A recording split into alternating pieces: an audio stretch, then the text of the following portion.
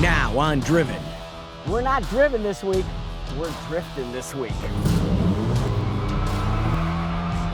We get schooled in Drifting 101 and slide into the grassroots scene. Plus, is it a truck or a boat? The life jackets are above your heads. You may want to grab those now. The forecast is ducky. So buckle up. Driven is straight ahead.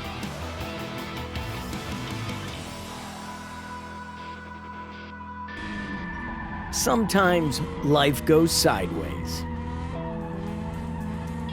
Other times, you make it go sideways. Intentionally, steering with the throttle. That is the world of drifting, the fastest growing motorsport in the world, with no signs of slowing down.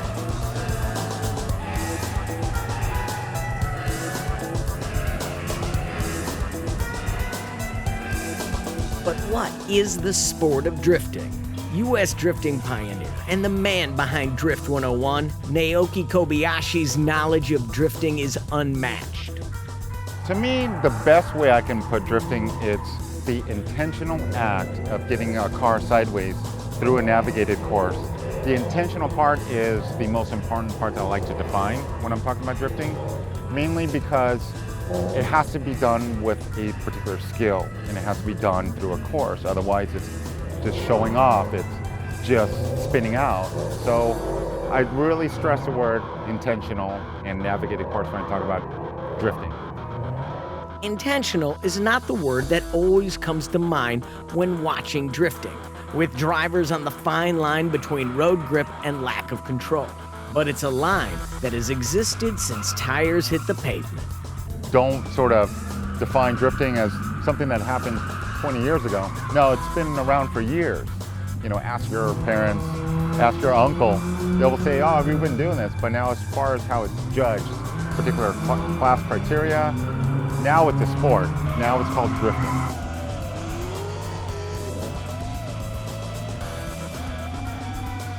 Now with drifting, how do you define something that looks out of control? Now you define it by how committed you are into a turn and still get judged on that. You know, remember that drifting is still subjective. In terms of judging, I would say the closest sport is probably ice skating. Just like ice skating, but louder, with smoking tires. But there is even something like a pairs competition. So tandem drifting, the objective is to be as close to the other car as possible. Follow the line and make sure you're right on that door. Drifting and road racing may be on the complete opposite end of the sport spectrum. But at NOLA Motorsports, there's room for all. Just minutes from the historic French Quarter, the park is your ticket to the fast lane, and the tracks are built for all things that are driven.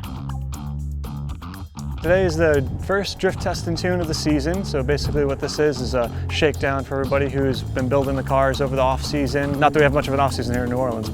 NOLA Motorsports has made a commitment to drifting by supporting the grassroots community of drivers looking to up their game.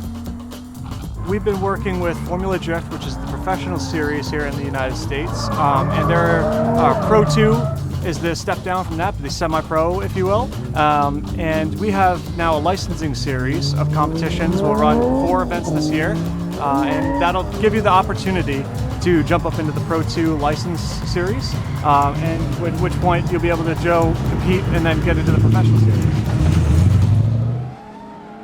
That commitment caught the eye of Kobayashi, who was looking to expand his Drift 101 classes from their Southern California roots. The rebellious nature of New Orleans and the track's facilities helped to drive his decision. Definitely made a big commitment to be out here. I purchased 4 Mazda Miatas just to host my East Coast chapter, which is Drift 101 East now. So we have, being that we are now a Pro-Am licensing series, and that 2 of the management members of the staff are now heavily involved in drifting. It's just a big focus for us because the community's building. So we are dedicating days like this throughout the season just to have people out here to get the seat time they need to progress. A couple hours at Drift and Tune, and you can see why the sport is expanding so quickly. It's a big spectator sport in addition to the fact that it's really fun to drive. So, you can have your friends in the car. You'll see so many pictures online of people, thumbs up out the window, waving at their friends in the car next to them. It's so fun. It's an adrenaline rush. It's like nothing I've ever done before. Why drifting is catching on is because it's just awesome. It's the only thing you can do in a car that for how many years your parents told you, you're not supposed to be doing that, but now it's okay. For Sierra, she went from spectator to driver for the very first time. I've never drifted before. The furthest thing I've ever gotten to was doing a singular donut in my backyard in the wet grass. We'll see what the next step is from here. I think I want to do this more often. It's nice to have the outlet to do the crazy things that you want to do and not worry about anything. It's safe. Now it looks like it's time for me to make the donuts.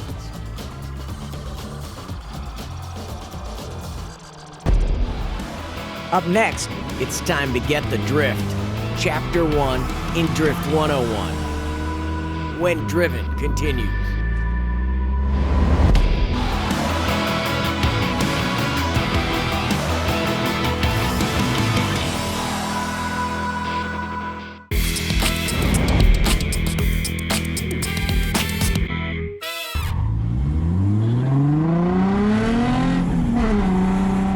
Before hitting life sideways at the drift event at NOLA Motorsports, drifting was something completely different for me.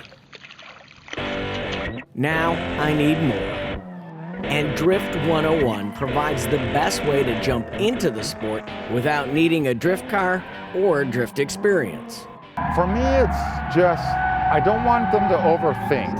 I want them to pretty much go into a turn and just try to spin out. During that time that they're spinning out, I want to see if they can be able to correct it, continue spinning out, and then drive out of it. And next thing you know, that eventually equates to drifting. Drifting is not just for the kids. You just have to want to skid and learn some new tricks. And you can do that at any age. I'm going to be steering the car way more with my foot than with my hands. So if I see too much of this, it means there's not enough of this. Because essentially drifting is spinning out, but it's extreme car control. It's spinning out and maintaining it in a spin out the entire time. Callie's hands were full, but even with a helmet on, she was able to get into my head and teach me. So basically counter steers when the wheels flop over. So in drifting, we want to get them there, and then we're essentially steering with the backs of the tires. Okay. So initiation is getting those wheels into that point. So as you turn, you give that nice burst of throttle, you're trying to get that butt just kind of scooch out from under you.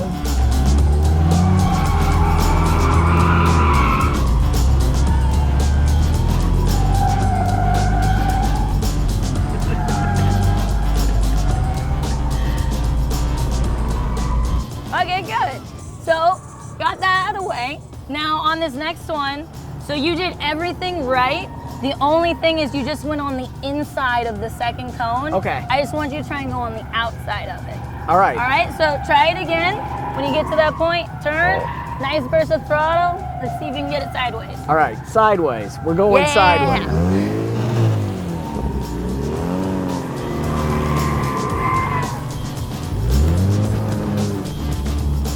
We go sideways, trying to go sideways.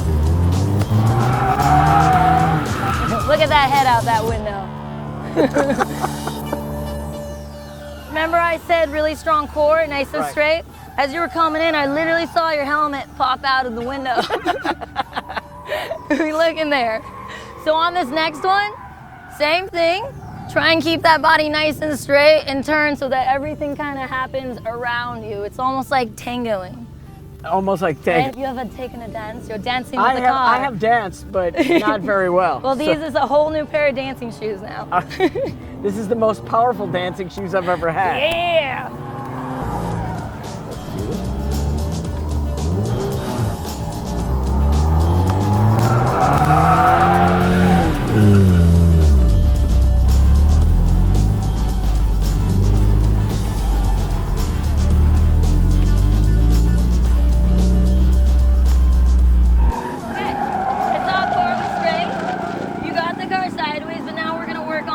just like spinning out, right? With each tire screech, I got more of Callie's drift. All right, All right. let's try it again.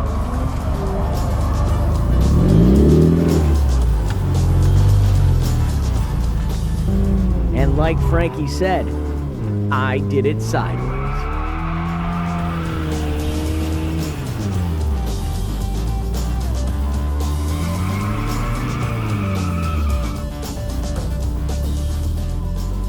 Nailed it.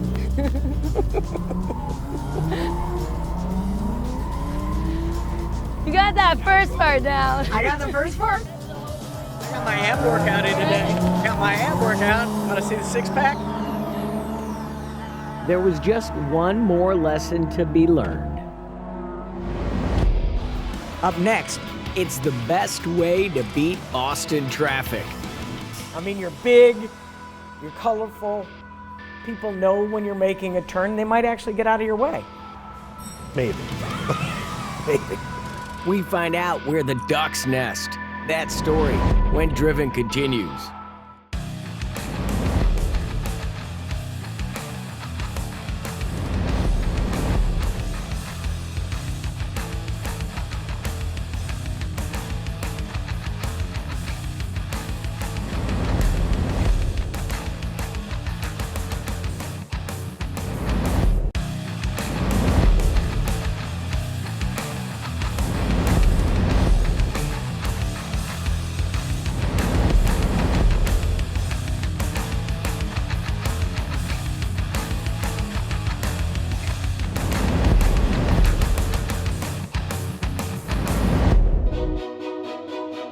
Boston, the cradle of liberty.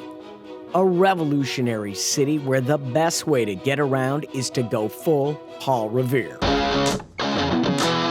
1 if by land, 2 if by sea, which adds up to going by duck. Based on World War II amphibious landing vehicles, these are the same ducks that have ferried the world champion Red Sox, Bruins, Celtics, and Patriots through the city. A fan or not, you have to agree these ducks are a different drive and worth a dive into the Charles. Joining my drive is friend and comic Jim McHugh. Look the animals around the world. He's also the founder of the acclaimed Boston Comedy Festival. There's also Boston comedians that work on these duck tours. A lot of people don't know. They start out, I thought we might meet one tonight. Really? Yes. Because they got a built-in audience. Correct. Sometimes bigger than some of the clubs. They're more they've than played. built in, they're trapped. They're on the water. Many of them can't swim. Is that a perfect audience? There is no exit. And there's no leaving. I'm going to do some topical political stuff. I hope it doesn't offend anybody. Where are you going to go? Let me tell you a little bit about my ex-girlfriend. Leading our tour is our conductor, Professor Quackenstein. This is a land tour and a river tour. Yeah. Since the tour started in 1994, the Ducks have carried over 12 million guests through this fully narrated historic tour. As a boy, Benjamin Franklin would go swimming naked in the mill pond of Boston. Outside of the many talents of the conductors, the stars are still the city and the Ducks. Let's go drive this thing to that river. What do you guys say? Let's do it. Like its role model, the truck is an epic boat. And if you try that in your own vehicle, this is as far as you get. And if you're lucky, you can drive a truck on water. The life jackets are above your heads. All right, the life jackets are above your heads. You may want to grab those now. It drives just like a school bus without the threat of bullies.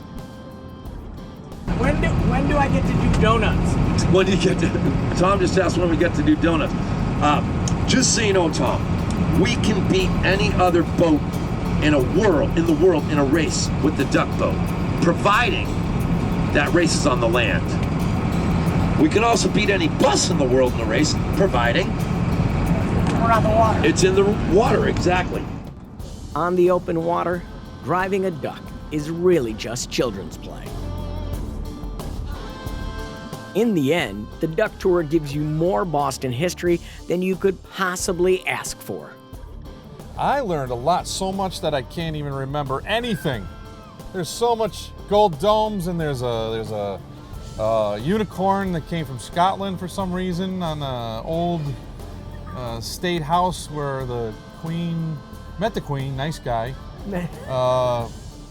Went to the park, and Hendrix was with the Pope and 80,000 people. And Ben Franklin was naked. And there's a lot to take in. There is still only one question that needs to be answered.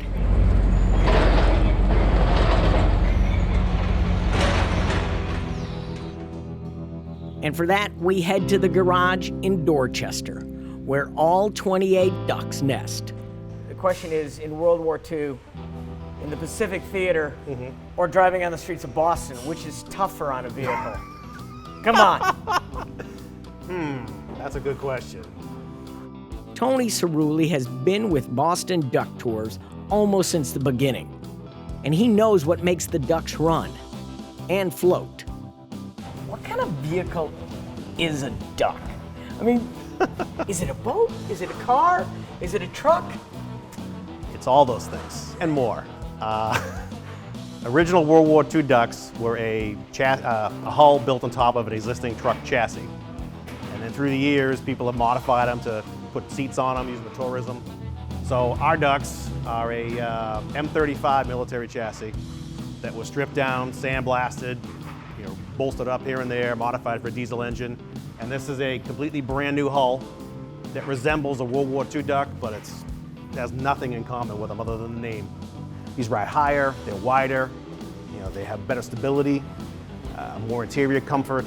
They're just kind of like an amphibious school bus. They sound like It's an amphibious school. It drives like a school bus. Yeah, you were on it. It sounds like it. It drives like it. It's, for all intents and purposes, it's like a school bus. All you need is the little stop sign to fly out, and then you'd be good. That'll be next year. And every year, there is a change to make the ride better and greener. What's been the biggest change in the duck tours and in the vehicles? The diesels were a huge change for us, going from gas engine to diesel. It's a whole new learning curve. You get a shop full of guys who can work on old cars, and all of a sudden you say, hey, we're gonna work on diesels today. It's like, uh-oh. And what kind of engine does this thing? Ford 7.3 diesel with Allison transmission. We run B5 biodiesel too, so try to be more ecologically friendly. And we have a soot filter in the exhaust system that traps soot. So you look at these vehicles and you wouldn't think that you guys are doing things that are green, but you are. It's a lot greener than it used to be. I mean, like these floor drains, every one of these goes to an oil water separator. It was built in the building when we had it put together. So we have solar panels on the roof, they generate a ton of electricity. The Boston Duck Tours are driven to be better, but they won't be tooting their own marine horn anytime soon. You're a must-do in Boston. That's what I hear. Man, you are so humble. I try. I mean, we run a good business. We try very hard to be good citizens and good business people and just good people in general. We try. You do a good job. Thank you. Take some credit. All right, we're awesome. We are the awesomest duck company in Boston. How about that? All right? How's that? That's not too much of a stretch. Up next, more drift, and Adrian answers your yo. I know that's a lot of information, but don't let it shock you. When Driven continues.